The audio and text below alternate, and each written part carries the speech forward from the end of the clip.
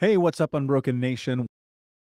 I think that's the best thing that we can do as people who have survived trauma is to put ourselves in a situation where growth is the number one thing that we want. Honesty is the number one thing that we want. And being in relation with someone who respects us is right there as well. And I think that's something that we have to talk about also. Like the person that you're with, if historically based in my scenario, I know that the person that I've been with in the past has been a person that is my mirror. I want the polar opposite of that. And I think that what I have done is written down, okay, this is what it looks like for this person that I want to be with. This is, how they act, how they speak, how they think about the world. Do they read? Do they write? Are they athletic? Do they listen to music? Do they like operas and plays? Do they only watch reality television? Like all the things, right? I wrote down a baseline of who it is as a person that I want to be with. And from that, I want to get to a point where I can meet this person, cross-reference them versus this list. I know you're probably thinking this is insane, but hear me out. And get to a place where I go, okay, if I wrote 100 pieces down, maybe they match 65% of that.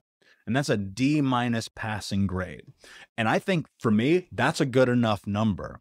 And the reason I say this is because as someone who is a self-proclaimed perfectionist, I've come to realize perfection's not real. Putting people on pedestals is not real.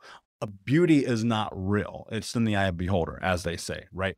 And I think ultimately the biggest thing is I know that we are going to change. We are going to ebb and flow and grow and become different people in time. But if we can support each other in the process, like that to me is invaluable. There's nothing more beautiful or better than that. But you also have to be willing. I'm referencing a lot of podcasts today. I was listening to Tom Bilyeu's podcast called Relationship Theory. He does it with his wife, or did it, I should say, with his wife, Lisa Bilyeu. One day they're having a conversation and Tom goes, "You know how I knew I was ready to be in a relationship with you?" He goes, "Because I was willing to reciprocate my own expectations." And that hit me like a brick to the face because what it made me realize was that until that moment and that light like clicked, and this was probably about 8 or 9 months ago, I had never, ever in any relationship I've ever been in, been willing to reciprocate my own expectations. Part of that is perfectionist, part of that is being a control freak, part of that lies in trauma and wanting to be in this place where I know everything that's going to happen. And I realized that's just not how life works. And again, I don't know that I would have had this revelation without being single.